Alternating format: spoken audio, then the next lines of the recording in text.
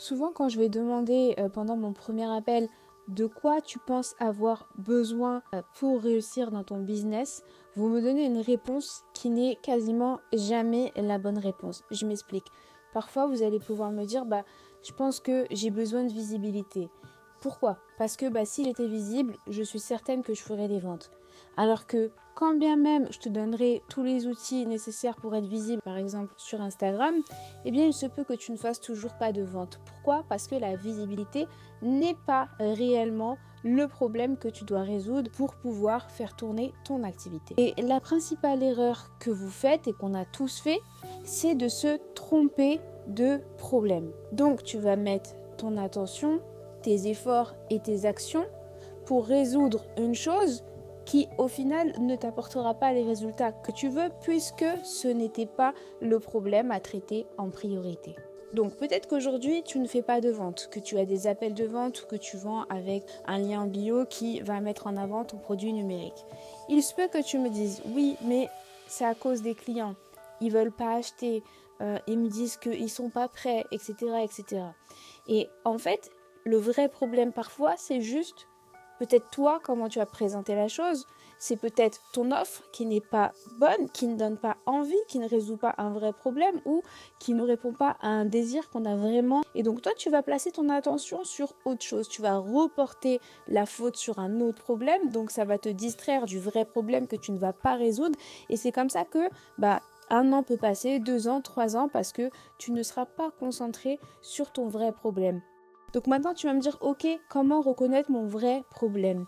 Eh bien, c'est à la fois simple et difficile quand on est débutant. Parce que ça demande d'analyser chaque étape de ton business. Et pour pouvoir analyser chaque étape, chaque stratégie que tu as mis en place pour pouvoir trouver où est-ce que ça coince, où est-ce que tu dois apporter des points d'amélioration, eh bien il faut avoir cet esprit analytique. Et plus tu as de l'expérience, plus il est facile pour toi d'avoir des capacités d'analyser qu'est-ce qui est bon et qu'est-ce qui est moins bon, qu'est-ce qu'il faut apporter comme amélioration. La difficulté principale quand on est entrepreneur, c'est que tu es le boss. Il n'y a personne qui va te dire voilà comment les choses doivent être faites. Tiens, je vais te former sur tel ou tel sujet. Voilà comment tu dois réfléchir. Voilà ce que tu dois faire et mettre en place. Quand tu es débutant, tu es salarié dans le marketing, on ne te donne pas tout de suite des postes qui demandent une grande capacité de réflexion et d'analyse. On va te donner des tâches à faire qui souvent vont être peut-être répétitifs, mais qui n'auront pas d'enjeu important derrière. Tout ce que tu fais sera contrôlé, surveillé